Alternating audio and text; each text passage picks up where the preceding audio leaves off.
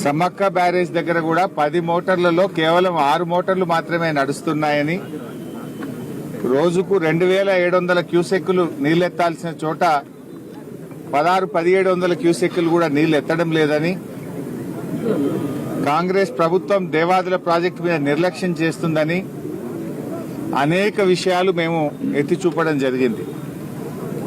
అయితే తెల్లారి ముఖ్యమంత్రి గారు వచ్చి రివ్యూ చేయడం, అన్ని మోటార్లు నడపాలని చెప్పి ఆదేశించడం, అంటే కనీసం ప్రభుత్వం నిద్రలేసింది. బీఆర్ఎస్ పార్టీ తట్టి లేపితే ముఖ్యమంత్రి గారు దేవాదుల ప్రాజెక్టును విజిట్ చేసి అన్ని మోటార్లు కూడా నడపాలి అని ఆదేశించాల్సిన పరిస్థితి వచ్చిందంటే అది బీఆర్ఎస్ పోరాటం వల్ల, బీఆర్ఎస్ పార్టీ కృషి వల్ల అట్లీస్ట్ ముఖ్యమంత్రిలో చలనమని వచ్చింది. చలనం వచ్చింది కానీ పని అయితే పూర్తిగా కాలే. సరే, మేము వచ్చిపోయిన తర్వాత దేవన్నపేట ఒక్క పంప్ హౌస్ నడుస్తా ఉన్నది, ఒక్క మోటార్ నడుస్తా ఉన్నది. కానీ ముఖ్యమంత్రి గారు, మంత్రులు ఏం చెప్తారు? పదే పదే దేవాదుల ప్రాజెక్టు మాది మొదటి ప్రాధాన్యత అని పదే పదే ముఖ్యమంత్రి గారు, మంత్రులు చెప్తుంటారు. చేతల్లో మాత్రం దేవాదుల ప్రాజెక్టు విషయంలో చివరి ప్రాధాన్యత కనబడతా ఉంది. ఎందుకు ఈ మాట అంటున్నా అంటే, బీఆర్ఎస్ హయాంలో 7,300 కోట్లు దేవాదుల ప్రాజెక్టు మీద ఖర్చు పెట్టి 2,20,000 ఎకరాలకు బీఆర్ఎస్ పార్టీ 3,20,000 ఎకరాలకు బీఆర్ఎస్ పార్టీ నీళ్లు ఇచ్చింది. మేము 3,20,000 ఎకరాలకు నీళ్లు ఇచ్చాం. కానీ కాంగ్రెస్ వచ్చిన 2.5 సంవత్సరాల్లో 1 ఎకరా భూసేకరణ చేసింది లేదు, కొత్తగా 1 ఎకరానికి ఆయకట్టుకు నీళ్లు ఇచ్చింది లేదు. డేట్లు మారుతున్నాయి, డెడ్ లైన్లు మారుతున్నాయి. పొంగులేటి శ్రీనివాసరెడ్డి గారు వరంగల్కి వచ్చి పెట్టిన ప్రెస్ మీట్ లో మార్చి 2026 నాటికి దేవాదుల ప్రాజెక్టు పూర్తి చేస్తామని పొంగులేటి గారు ఒక డెడ్ లైన్ పెట్టారు. ఉత్తమ్ కుమార్ రెడ్డి గారు హైదరాబాద్ లో వరంగల్ ఎమ్మెల్యేలతో సమావేశమైనప్పుడు 2027 మార్చి కల్లా దేవాదుల ప్రాజెక్టును పూర్తి చేస్తామని ఉత్తమ్ కుమార్ రెడ్డి గారు ఒక డెడ్ లైన్ పెట్టారు. నిన్న ముఖ్యమంత్రి రేవంత్ రెడ్డి గారు దేవాదుల ప్రాజెక్టు విజిట్ చేసి ఆయన ఇంకో కొత్త డెడ్ లైన్ పెట్టిండు. 2027 డిసెంబర్ నాటికి దేవాదుల ప్రాజెక్టు పూర్తి చేస్తామని ఆయన గారు ఇంకొక డెడ్ లైన్ పెట్టారు. పొంగులేటి గారిది ఒక డెడ్ లైన్, ఉత్తమ్ కుమార్ రెడ్డిది ఒక డెడ్ లైన్, రేవంత్ రెడ్డిది ఒక డెడ్ లైన్. డెడ్ లైన్లు మారుతున్నాయి, డేట్లు మారుతున్నాయి తప్ప ప్రాజెక్టులో అంగుళం కూడా ఇవాళ పని జరుగుతున్నటువంటి పరిస్థితి లేదు. రేవంత్ రెడ్డి గారు కథ ఎట్లున్నదంటే, ఆడలేక ఓడ మధ్యలు అన్నట్టు పనిచేయడం చేతగాక, మీరు ల్యాండ్ ఎక్విజిషన్ కు నిధులు విడుదల చేయక ఇంకా బీఆర్ఎస్ పార్టీ మీద పడేడుస్తా ఉన్నారు. ఎన్ని రోజులు ఏడుస్తారు? 2.5 సంవత్సరాలైంది మీరు అధికారంలోకి వచ్చి. 2.5 సంవత్సరాల్లో 2.5 ఎకరాలకు కూడా దేవాదుల్లో మీరు నీళ్లు ఇవ్వలేదు. ఉన్న మోటార్లు కూడా నడిపే చేతనైతలేదు మీకు. బీఆర్ఎస్ ప్రభుత్వం నిర్మించి ఇచ్చిన మోటార్లు కూడా నడపడం చేతగాక జిల్లాలో పంటలు ఎండిపోతున్నటువంటి పరిస్థితి మనం చూస్తా ఉన్నాం. ఇలా ముఖ్యమంత్రి పెద్ద పెద్ద మాటలు మాట్లాడుతున్నాడు. గోదావరి మీద మాట్లాడదామంటుండు. గోదావరి మీద మీరు చేసిందేమున్నది? 2.5 ఏళ్లలో ఓ బ్యారేజీ కట్టివా, ఓ చెక్ డ్యామ్ కట్టివా, ఓ లిఫ్ట్ పెడితివా, 1 ఎకరానికి నీళ్లు ఇస్తివా? బీఆర్ఎస్ పార్టీ 8 బ్యారేజీలు కట్టింది గోదావరి మీద. బీఆర్ఎస్ పార్టీ 312 కిలోమీటర్లు గోదావరిని సజీవంగా నిలిపింది. నిండు కుండలాగా 312 కిలోమీటర్లు గోదావరిని నిలిపి చూపింది బీఆర్ఎస్ పార్టీ. ముఖ్యమంత్రి గారు మాట్లాడదాం అసెంబ్లీలో అంటుండు. ఎస్, మేము రెడీ, నీ సవాల్కు మేము యాక్సెప్ట్ చేస్తా ఉన్నాం. కెమెరా దిప్పొద్దు, మైక్ కట్ చేయొద్దు. కట్ చేయకుండా నువ్వేం చేసినావో, బీఆర్ఎస్ పార్టీ ఏం చేసిందో చర్చించడానికి మేము సిద్ధం. 60 ఏళ్ల కాంగ్రెస్ పాలనలో చేసింది ఏందో, 9.5 ఏళ్ల బీఆర్ఎస్ పాలనలో ఏం చేసినామో మేము చర్చించడానికి సిద్ధం. మేము 9.5 ఏళ్లలో 48 లక్షల ఎకరాలకు తెలంగాణలో సాగునీరు అందించి చూపాం. నువ్వేం చేసినావు 2.5 ఏళ్లలో? కనీసం 1 లక్ష ఎకరాలకైనా నీళ్ళు ఇచ్చినవా? మాటలు తప్ప చేతలు లేవు. గోదావరి మీద చర్చకు మేము సిద్ధం. మైక్ కట్ చేయొద్దు, కెమెరా తిప్పొద్దు. ఇది ఒక్కటే షరతు మాది, ఇంకేం లేదు. ఎంతసేపు అన్నా మాట్లాడదాం, ఎన్ని రోజులైనా మాట్లాడదాం. నీ సంగతి మొన్ననే బయటపడ్డది. ఉత్తమ్ కుమార్ రెడ్డి గారు మీ జర్నలిస్టే సాక్ష్యం. ఆయన గారు దేవాదుల ప్రాజెక్టు మీద ఉత్తమ్ కుమార్ రెడ్డి గారు ఎక్స్ప్లెయిన్ చేస్తుంటే రేవంత్ రెడ్డి గారు ఆయన ఆపేసిండు. పాపం ఆయన పరిస్థితి దయనీయంగా అయిపోయింది ఉత్తమ్ కుమార్ రెడ్డిది. ఉత్తమన్న నువ్వు జరాగు ఈ ప్రాజెక్టు మీద కడియం శ్రీహరి గారికి బాగా తెలుసు, ఈసారి రివ్యూ చేస్తే కడియం శ్రీహరిని పిలుచుకో అంటుండు. అంటే నీళ్ల మంత్రికి ఏం తెలియదని చెప్పకనే చెప్తున్నాడు. ఉత్తమ్ కుమార్ రెడ్డికి ఏమీ తెలియదని రేవంత్ రెడ్డి గారు మీడియా సాక్షిగా వరంగల్లోనే చెప్పిండు. ఉత్తమ్ కుమార్ రెడ్డిని ఇజ్జత్ తీసేసిండు. నీకేం తెలియదు, ఈ ప్రాజెక్ట్ గురించి కడియం శ్రీహరి గారికి తెలుసు, ఆయన్నే పిలుచుకో అంటాడు. ప్రాజెక్టు గురించి నీ మంత్రినే నువ్వు మాట్లాడనీయలేదు. రేపు అసెంబ్లీలో మాకు మైక్ ఇస్తావా? నువ్వు మమ్మల్ని మాట్లాడనిస్తావా? అందుకే నేను ఒకటే షరతు పెట్టినా, కెమెరా తిప్పొద్దు, మైక్ కట్ చేయొద్దు, మాట్లాడదాం. పట్టు ఎవరేం చేశారో మాట్లాడదాం. రాష్ట్ర ప్రజలు చూస్తారు, ప్రజలే న్యాయ నిర్ణేతలు. చర్చిద్దాం.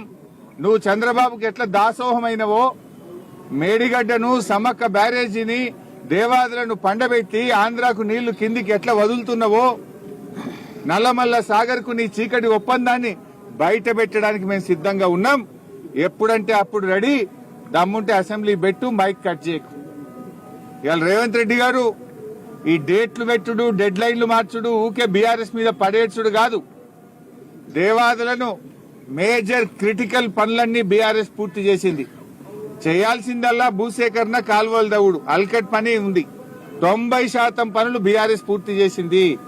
కేవలం 10% పనులు పూర్తి చేయడం ద్వారా మరో 2 లక్షల ఎకరాలకు నీళ్లు ఇచ్చే అవకాశం ఉంది. నిజాయితీ ఉంటే మళ్ళా డేట్ మార్చక, ఇప్పటికే పొంగులేటి డేట్ మారింది, ఉత్తమ్ గారి డేట్ మారింది, ఇప్పుడు నువ్వు ఇంకో డేట్ పెట్టినావు. డేట్లు, డెడ్ లైన్లు మార్చకుండా త్వరితగతిన దేవాదుల పూర్తి చేయాలని బీఆర్ఎస్ పార్టీ కోరుతా ఉంది. మరి ఈరోజు హెల్త్ సిటీ చూడ్డానికి వచ్చాం. గతంలో కూడా ఏడాది కింద వచ్చాం ఇక్కడికి. అప్పటికి ఇప్పటికీ పెద్ద తేడా లేదు. నిజంగా బీఆర్ఎస్ అధికారంలో ఉంటే 2024 దసరాకు అన్ని వసతులతో పూర్తి స్థాయిలో సూపర్ స్పెషాలిటీ ఇనాగ్రేషన్ అయిపోయి ఉండేది. కానీ కాంగ్రెస్ వచ్చిన పుణ్యమాని హెల్త్ సిటీ పనులు అటకెక్కినాయి. రేవంత్ రెడ్డి గారి ధ్యాసంతా ఫ్యూచర్ సిటీ. కేసీఆర్ గారు ధ్యాసనేమో హెల్త్ సిటీ అయితే, రేవంత్ రెడ్డిని ఫ్యూచర్ సిటీ. కేసీఆర్ గారు ఈ వరంగల్ జిల్లా ప్రజలకు, ఈ ఉత్తర తెలంగాణ ప్రజల ఆరోగ్యాన్ని కాపాడాలి, ఈ ప్రజల ప్రాణాలు కాపాడాలి అని పేదల కోసం కేసీఆర్ గారు హెల్త్ సిటీని నిర్మిస్తే, రేవంత్ రెడ్డి ఏమో రియల్ ఎస్టేట్ ఏజెంట్ల కోసం, కాంట్రాక్టర్ల కోసం ఫ్యూచర్ సిటీ మీద శ్రద్ధ చూపిస్తా ఉన్నాడు. కేసీఆర్ గారి శ్రద్ధ హెల్త్ సిటీ అయితే, రేవంత్ రెడ్డి శ్రద్ధ ఫ్యూచర్ సిటీ. కేసీఆర్ గారి ఆలోచన పేదల ప్రాణాలు కాపాడడం, పేదలకు వైద్యాన్ని అందుబాటులోకి తేవడం. రేవంత్ రెడ్డి ఆలోచన రియల్ ఎస్టేట్ వ్యాపారము, కాంట్రాక్టర్లకు పనులు అప్పచెప్పడం. ఇది కేసీఆర్ గారికి రేవంత్ రెడ్డికి ఉన్న తేడా. నిజంగా ఆ హెల్త్ సిటీ మీద పెట్టిన, ఆ ఫ్యూచర్ సిటీ మీద నువ్వు పెట్టినటువంటి శ్రద్ధ ఒక 10% హెల్త్ సిటీ మీద పెట్టినా ఈ పాటికి పూర్తి అయిపోయేది. నిజంగా చెప్పాలంటే ఇది, ఈ ఆలస్యానికి కారణం ఇండెసిసివ్నెస్, నేరపూరిత ప్రభుత్వ నిర్లక్ష్యం వల్లనే హెల్త్ సిటీ పనులు ఆలస్యం అవుతా ఉన్నాయి. నీ ప్రభుత్వం అధికారంలోకి వచ్చి 2.5 సంవత్సరాలైనా హెల్త్ సిటీ ఎక్కడేసిన గొంగలి అక్కడే అన్నట్టుగా ఉన్నది. అప్పటికే 24 అంతస్తులు కేసీఆర్ గారి స్లాబులు కూడా వేసిపోయినాం మేము. కేవలం ఫినిషింగ్ వర్క్ చేయడానికి 2.5 సంవత్సరాలు కావాలా? 2.5 సంవత్సరాల నిర్లక్ష్యం దేనికోసం? ఇవాళ చాలా పనులు తొలగించారు. ఆనాడు కేసీఆర్ గారు పేషెంట్ అటెండెంట్ల కోసం ధర్మశాల నిర్మించాలంటే ధర్మశాలను సగానికి సగం తగ్గించారు. క్యాంటీన్లు తీసేశారు, ఎలివేషన్ వర్క్స్ తగ్గించారు, రోడ్ నెట్వర్క్ ను తగ్గించారు, అనేక ఎక్విప్మెంట్ ను కూడా ఆసుపత్రిలో తగ్గించే ప్రయత్నం చేస్తా ఉన్నారు. నేను అడుగుతున్నా, ఎందుకు? మనం ప్రజల కోసం పనిచేయాలి గాని కేసీఆర్ గారికి పేరు వస్తుంది, ఈ హాస్పిటల్ కేసీఆర్ గారు కట్టిండ్రు అని దీని మీద నిర్లక్ష్యం చేయడం నీకు తగదు రేవంత్ రెడ్డి. ప్రజల కోసం ప్రభుత్వాలు పనిచేయాలి తప్ప కేసీఆర్ గారికి పేరు వస్తుందనే పేరు మీద ఎందుకు నిర్లక్ష్యం? ఇప్పుడు మేము ఈ హాస్పిటల్ కు ప్రణాళికలు రూపొందించాం, బడ్జెట్ కూడా మేమే సమకూర్చిపోయినాం. దీనికి ఎన్ని నిధులు కావాలో నిధులను కూడా నాటి బీఆర్ఎస్ ప్రభుత్వం సమకూర్చింది. కేవలం మీ నేరపూరిత నిర్లక్ష్యం, మీరు డిజైన్లలో మార్పుల పేరిటనో కాస్ట్ కటింగ్ పేరిటనో నిర్ణయాలు వెలువర్చకపోవడం వల్ల 2.5 సంవత్సరాలుగా హాస్పిటల్ ప్రారంభోత్సవానికి నోచుకోవడం లేదు. దీనికి కూడా డెడ్ లైన్ పెట్టిండ్రు. 2 జూన్కు ఈ ఆసుపత్రిని ప్రారంభిస్తామన్నారు. 2 జూన్కు ఈ ఆసుపత్రి ప్రారంభించాలంటే ఇది 2000 పడకల ఆసుపత్రి. ఓ 2000 మంది నర్సింగ్ సిబ్బంది కావాలి, ఓ 1000-1500 మంది డాక్టర్లు కావాలి, పారామెడికల్ సిబ్బంది ఒక 1000 మంది కావాలి, అవుట్ సోర్సింగ్ సిబ్బంది ఒక 4000 మంది కావాలి. నియామకాలు చేసిండ్రా? రిక్రూట్మెంట్ కు కేబినెట్ అనుమతి ఇచ్చిందా? ఉద్యోగాలకు నోటిఫికేషన్ ఇచ్చారా? ఉద్యోగాల నియామకాల ప్రక్రియ జరిగిందా? ఏం జరగకుండా జూన్ 2కి ఎట్లా ప్రారంభిస్తారు? తూతూ మంత్రంగా చేస్తారా? నేను ఎక్కడో పేపర్లో చదివాను, ఓపీ సేవలు ప్రారంభిస్తాం. ఇదేమన్నా సూపర్ స్పెషాలిటీ ఆసుపత్రి, బస్తీ దవాఖానా? ఆల్రెడీ వరంగల్లో మేము చాలా బస్తీ దవాఖాన్లు పెట్టాం. ఆనాడు మా వినయ్ భాస్కర్ గారు, మా నన్నపనేని నరేందర్ గారు అడిగితే 10ల సంఖ్యలో వరంగల్లో బస్తీ దవాఖాన్లు పెట్టాం. గల్లీ గల్లీకి బస్తీకి దవాఖాన పెట్టాం. ఓపీ సేవలు అందిస్తున్నాం. మరి సూపర్ స్పెషాలిటీ ఆసుపత్రి అంటే అన్ని రకాల శస్త్రచికిత్సలు జరగాలి. ప్రజలు హైదరాబాద్ పోకుండా ఇక్కడనే అన్ని వైద్యాలు అందాలి అని సూపర్ స్పెషాలిటీ ఆసుపత్రి కట్టాం. అంటే 2 జూన్కు ఓపీ సేవలు చేస్తామంటే దీన్ని మరో బస్తీ దవాఖాన చేస్తారా? దానికోసం కాదు కదా కట్టింది. ఇంకోటి, ఆసుపత్రి ప్రారంభమైన తర్వాత ఆపరేషన్ థియేటర్లు గాని ఎక్విప్మెంట్ మూవ్మెంట్ కష్టమైతుంది. పూర్తి స్థాయిలో ఎక్విప్మెంట్ తెప్పించి వైద్య సిబ్బంది నియామకాల ప్రక్రియ పూర్తి చేసి వెంటనే ఆసుపత్రిని యుద్ధ ప్రాతిపదికన పేదలకు అందుబాటులోకి తేవాలని బీఆర్ఎస్ పార్టీ డిమాండ్ చేస్తుంది. ఓపిక పట్టాం. కొత్త ప్రభుత్వం అని 7 ఓపిక పట్టినాం, 2 ఏళ్ళు ఓపిక పట్టినాం. ఇప్పుడు 2.5 ఏళ్లకు వచ్చింది ఓపిక పట్టం. నిన్ను అడుగడుగున వెంట పడతాం, నిలదీస్తాం. అవసరమైతే ఇక్కడనే మీరు ఆలస్యం చేస్తే బీఆర్ఎస్ పార్టీ ఆధ్వర్యంలో నిరవధిక దీక్షకు మా బీఆర్ఎస్ పార్టీ దిగుతుంది, నీ మీద ఒత్తిడి పెంచుతుంది అని చెప్పి కూడా హెచ్చరిస్తా ఉన్నాం. ఇప్పటికైనా కళ్ళు తెరవండి, నిర్ణయాలు తీసుకోండి, పోస్టులు మంజూరు చేయండి, ఎక్విప్మెంట్ ను తెప్పించండి, సిబ్బంది నియామక ప్రక్రియ పూర్తి చేయండి, ఆసుపత్రిలోని అన్ని డెసిషన్స్ నిర్మాణానికి సంబంధించిన అన్ని నిర్ణయాలు కూడా పూర్తి చేసి తక్షణమే ఈ ఆసుపత్రిని కేసీఆర్ గారు కలలు కన్న విధంగా, కేసీఆర్ గారు ప్రణాళికలు రచించిన విధంగా ఈ ఆసుపత్రి వరంగల్ జిల్లాకు, ఉత్తర తెలంగాణ ప్రజలకు సేవలు అందుబాటులోకి తేవాలని నేను ప్రభుత్వాన్ని డిమాండ్ చేస్తా ఉన్నా. ఈ జిల్లా నుంచి ఉన్న 2 మంత్రులు గాని, ఇన్ఛార్జ్ మంత్రి గాని, శాసనసభ్యులకు కనీసం సోయి లేకుండా పోయింది. ఇంత గొప్ప ఆసుపత్రి ప్రజలకు అందుబాటులోకి తేవాలనే తన్లాట తపన లేకపోవడం నిజంగా చాలా దురదృష్టకరం. ఎంజీఎం ఆసుపత్రి అయితే ఇక అది చెప్పనే అవసరం లేదు. మా పత్రికా విలేకరులు రాసి చెయ్యి నొప్పి పెడుతున్నాయి. మా ఎలక్ట్రానిక్ మీడియా రిపోర్టర్లు మాట్లాడి గొంతు ఎండిపోతున్నది కానీ ఈ ప్రభుత్వంలో చలనం లేదు. ఇన్నిసార్లు వరంగల్కి వచ్చిండు రేవంత్ రెడ్డి, ఒక్కసారన్నా ఎంజీఎం విజిట్ చేసినవా? 2.5 ఏళ్లలో ఆరోగ్య మంత్రి ఎప్పుడన్నా ఎంజీఎం ఆసుపత్రులు అడుగు పెట్టిండా? పందికొక్కులకు, ఎలుకలకు నిలయమైపోయింది ఎంజీఎం ఆసుపత్రి. స్ట్రెచ్చర్లు లేవు, వీల్ చైర్లు లేవు, మంచాలు లేవు, మందులు లేవు, టెస్ట్లకు కావలసినటువంటి మెటీరియల్ లేదు. మొత్తం కూడా ఇలా కుప్ప చేసిండ్రు. ఆనాడు సూపర్ స్పెషాలిటీ ఆసుపత్రిలో గుండెకు సంబంధించిన 250 శస్త్రచికిత్సల్ని బీఆర్ఎస్ ప్రభుత్వం ఉండగా చేసినాం. ఇప్పుడు ఏమైంది? సూపర్ స్పెషాలిటీ ఆసుపత్రిలో ఏడాది అద్దం కింద ఏసీలో నీళ్లు లీక్ అవుతున్నాయట. ఏసీలో నీళ్లు లీక్ అవుతున్నాయని థియేటర్ను మూసేసిండ్రు. ఏడాది అద్దమై గుండె శస్త్రచికిత్సలు వరంగల్లో ఆగిపోయినాయి. పేషెంట్లను హైదరాబాద్ పోండి అంటున్నారు, నిమ్స్కు పోండి అంటున్నారు. సగం మంది జనగామ ఆలేరు దాటే వరకే, భువనగిరి వరకే ప్రాణాలు పోతున్నాయి. అంబులెన్సులు వరంగల్ కు వాపసు వస్తున్నాయి. ఇదా మీ ఉద్దారకం? మేము కట్టింది నడిపించే తెలివి కూడా లేదా మీకు? ఆనాడు బీఆర్ఎస్ సూపర్ స్పెషాలిటీ ఆసుపత్రిని పూర్తి చేసి కేత ల్యాబ్ను పెట్టి అన్ని రకాలుగా మీకు అప్పజెప్పిపోతే గా ఏసీ పైపుల నీళ్లు లీక్ అయితే మరమ్మతు చేసే తెలివి కూడా లేదా ఈ ప్రభుత్వానికి?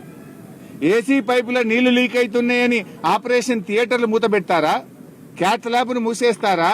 గుండెకు సంబంధించిన శస్త్రచికిత్సలు నిలిపివేస్తారా? ఇదేం నిర్వాహకం అని చెప్పి ఈ రోజు నేను ప్రశ్నిస్తా ఉన్నా. అదేవిధంగా కరోనా సమయంలో మేమిక్కడ 3 ప్లాంట్లు పెట్టించాం. కరోనా సమయంలో మా నరేందర్ గారు, మా వినయన్న రిక్వెస్ట్ చేస్తే ఆనాడు నేనే ఇక్కడికి వచ్చి 3 PSA ప్లాంట్లు పెట్టాం. అంటే ఆక్సిజన్ జనరేషన్ ప్లాంట్లు. ఒక్కటి నడుస్తలేదు. ఇప్పుడు పోదామా MGM కు? 3 ఆక్సిజన్ జనరేషన్ ప్లాంట్లు మేము పెట్టి మీ ప్రభుత్వానికి అప్పచెప్తే 3కు 3 మూలకు పడ్డాయి. ఆక్సిజన్ జనరేషన్ ప్లాంట్లు పనిచేయడం లేదు, ఎక్స్రే మిషన్లు పనిచేయడం లేదు, క్యాత్ ల్యాబ్ పనిచేయడం లేదు. ఆయుష్ లో రాష్ట్రంలో ఎక్కడ ఆయుష్ దవాఖాన్లలో మందులు లేవు. ఇవాళ ఈ రకమైనటువంటి పరిస్థితి తెచ్చారు. అంటే రేవంత్ రెడ్డికి నేను ఒకటే చెప్తున్నా, నిన్న కూడా మా కార్పొరేటర్ని అరెస్ట్ చేశారు వరంగల్లో, మా బాల్కా సుమన్ అరెస్ట్ చేశారు, మెదక్ లో మా కార్యకర్తల్ని అరెస్ట్ చేశారు, ఆమన్గల్లో మా కార్యకర్తల్ని అరెస్ట్ చేశారు. కక్షలు కట్టుడు కాదు రేవంత్ రెడ్డి, ఈ హెల్త్ సిటీని కట్టు, ఈ హెల్త్ సిటీని పూర్తి చేయి. కక్షలు కట్టుడు అరెస్ట్ చేస్తే ఏం సాధిస్తావు? కేసీఆర్ గారు రూపొందించిన ఈ హెల్త్ సిటీ పూర్తి చేస్తే 2,000 మంది పేషెంట్లకు వైద్యం దొరుకుతుంది, కొన్ని వేలాది ప్రాణాలు కాపాడే పని చేయి. ఇంకా ఎన్ని రోజులు కక్షలు కడతావు? ఇంకా ఎన్ని రోజులు బీఆర్ఎస్ పార్టీ మీద పడేడుస్తావని చెప్పి నేను రేవంత్ రెడ్డి గారిని ఈరోజు ప్రశ్నించదలుచుకున్నా.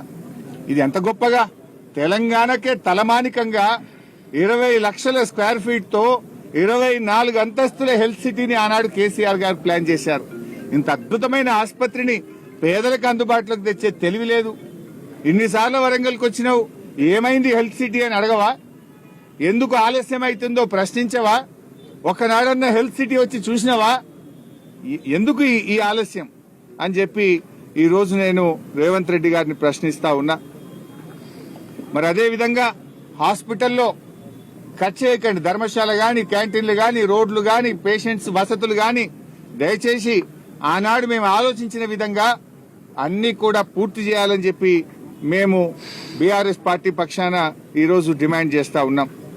వరంగల్ MGM లో అవుట్ సోర్సింగ్ ఉద్యోగులకు దాదాపు 5-6 నెలలకెళ్ళి జీతాలు వస్తలేవట పాపం. నేను వస్తున్నా అంటే పొద్దున్న నుంచి మెసేజ్లు పెడుతున్నారు, ఒకసారి MGM దాకా రాన్నా మాకు జీతాలు వస్తలేవు అంటున్నారు. ఈ పందికొక్కుల్ని చూడు, ఎలుకల్ని చూడు, ఈ వాసన చూడు, ఈ బాధ చూడు అని చెప్పి పాపం ఎంతో మంది మాట్లాడుతున్నటువంటి పరిస్థితి ఉన్నది. మరి ఒకనాడన్న ముఖ్యమంత్రి, ఆరోగ్య మంత్రి, జిల్లా మంత్రి పోయి MGM చూసే ఓపిక కూడా లేదా మీకు? కనీస బాధ్యత లేదా అని చెప్పి నేను అడుగుతా ఉన్నా. ఈరోజు తక్షణమే అవుట్ సోర్సింగ్ ఉద్యోగులకు రెన్యువల్ చేయండి, వారి వేతనాలు చెల్లించండి అని చెప్పి కూడా నేను ఈరోజు డిమాండ్ చేస్తా ఉన్నా. 6 నెలలు జీతం ఇవ్వకపోతే నడుస్తుందా? ఎట్లా ఇల్లు గడవాలి? వాళ్ళ పిల్లలు, వాళ్ళ భార్య, వాళ్ళ కుటుంబం ఏం కావాలనో ఒకసారి ఆలోచించాలని చెప్పి నేను ప్రభుత్వాన్ని డిమాండ్ చేస్తా ఉన్నా. ఇకపోతే పొద్దున్నే ఏదో ఉద్యోగులకు తీపి కబరు అని రాయించుకున్నారు. ఏం తీపి కబురు అది? అది ఏం కొత్త నిర్ణయం? గతంలో బీఆర్ఎస్ ప్రభుత్వం ఉన్నప్పుడే 1% ఎంప్లాయీస్ కాంట్రిబ్యూషన్, 1% రాష్ట్ర ప్రభుత్వ కాంట్రిబ్యూషన్ తో ఎంప్లాయీస్ హెల్త్ స్కీమ్ జర్నలిస్టులతో పాటు ఉద్యోగులకు బీఆర్ఎస్ ప్రభుత్వం తెచ్చింది. 2.5 సంవత్సరాలు దాన్ని పక్కకు పెట్టి 1% ను 1.5% కు పెంచి అదేదో కొత్తగా తెచ్చినట్టు తీపి కబురు అని చెప్తారు. ఇది పాత కబురే తప్ప తీపి కబురు కాదు. నిజంగా తీపి కబురు అయితే ఉద్యోగస్తులకు పెండింగ్ లో ఉన్న 5 DL చెల్లించు, ఉద్యోగస్తులకు PRC తక్షణమే అమలు చేస్తాను. 2.5 ఏళ్లైంది, తక్షణం అనే పదానికి అర్థం మారింది. PRC అమలు చేయి. పాపం మొన్న మైసయ్య అని ఒక SI, ఖమ్మం జిల్లాకు చెందిన SI రిటైర్ అయినాక రావాల్సిన 60 లక్షల డబ్బులు రాక, వైద్యానికి డబ్బులు లేక, ఆసుపత్రిలో బిల్లు కట్టలేక ప్రాణం కోల్పోయిండు మైసయ్య అనే SI. అట్లా ఎంతో మంది రిటైర్డ్ ఉద్యోగులు పాపం చాలా ఇబ్బంది పడుతున్నారు. ఆ రిటైర్డ్ ఉద్యోగులకు రావాల్సిన బకాయిలు చెల్లించు రేవంత్ రెడ్డి, అది తీపి కబురు అవుతుంది. DL ఇస్తేనో, PRC ఇస్తేనో, పెండింగ్ వేతనాలు, వాళ్ళకు రావాల్సిన బకాయిలో, రిటైర్డ్ ఉద్యోగుల బకాయిలో, వాళ్ళ సరెండర్ లీవ్ పైసలు ఇస్తే అది తీపి కబురు అవుతుంది. నువ్వు ఇచ్చింది పాత కబరే తప్ప తీపి కబరేం లేదు. ఇది ఆల్రెడీ బీఆర్ఎస్ తీసుకున్న నిర్ణయమే, ఇందులో కొత్త మాట ఒక్కటి కూడా లేదు. నిజంగా మా జర్నలిస్టుల విషయంలో రేవంత్ రెడ్డి తీవ్రమైన అన్యాయం చేస్తా ఉన్నాడు.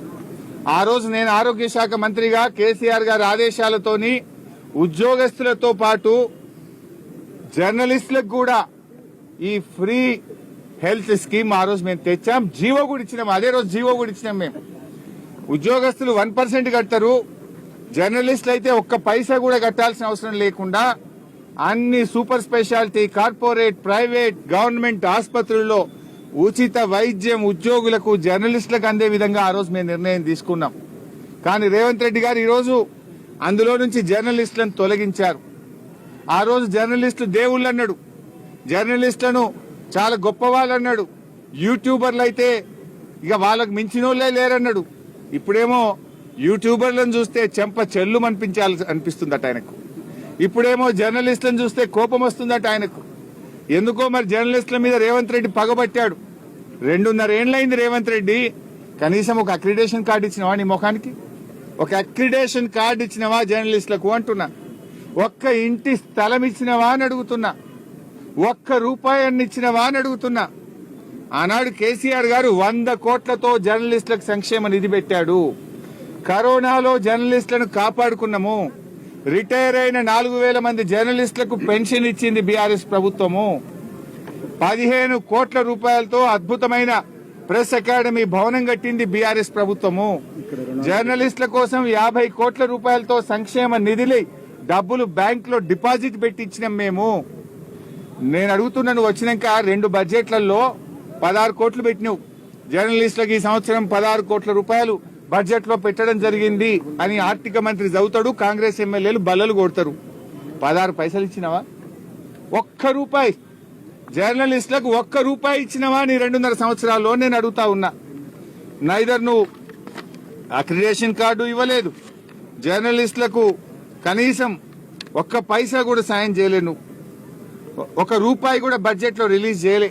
ఆనాడు మేము ఇళ్ల స్థలాలు ఇచ్చినాం. వరంగల్ తో పాటు రూరల్లో అందరికి ఇళ్ల స్థలాలు ఇచ్చినాం. వరంగల్ కూడా 200 మందికి ఇచ్చినాం. ఇలా ఇస్తలేరు, కట్టిన ఇండ్లు ఇవ్వట్లేదు, పూర్తయింది.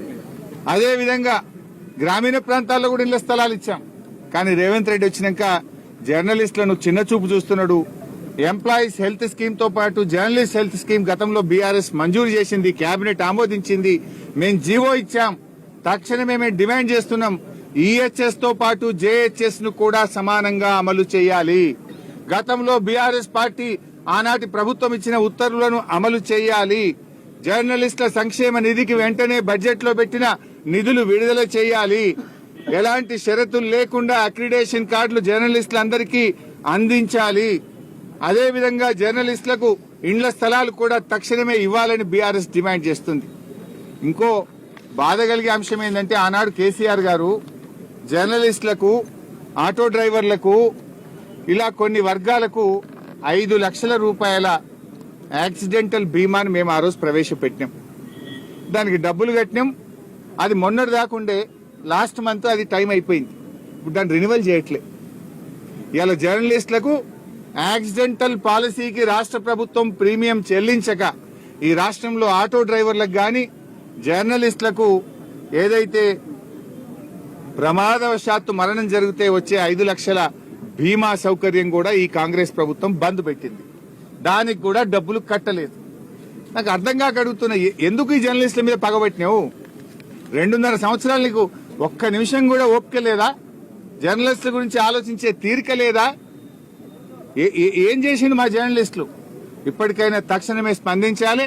ఈహెచ్ఎస్ తో పాటు జేహెచ్ఎస్ ను కూడా అమలు చేయాలని, అక్రిడేషన్ కార్డులు ఇవ్వాలని, ఇండ్ల స్థలాలు ఇవ్వాలని, అదేవిధంగా బడ్జెట్ లో పెట్టిన 16 కోట్లు ఈ సంవత్సరం, 16 కోట్లు పోయిన సంవత్సరం, 32 కోట్లు తక్షణమే విడుదల చేయాలని, అదేవిధంగా జర్నలిస్టుల యొక్క ప్రమాద బీమాకు ప్రీమియం చెల్లించి దాన్ని కూడా కొనసాగించాలని జర్నలిస్టుల పక్షాన వరంగల్ నుంచి డిమాండ్ చేస్తున్నాం. జై తెలంగాణ.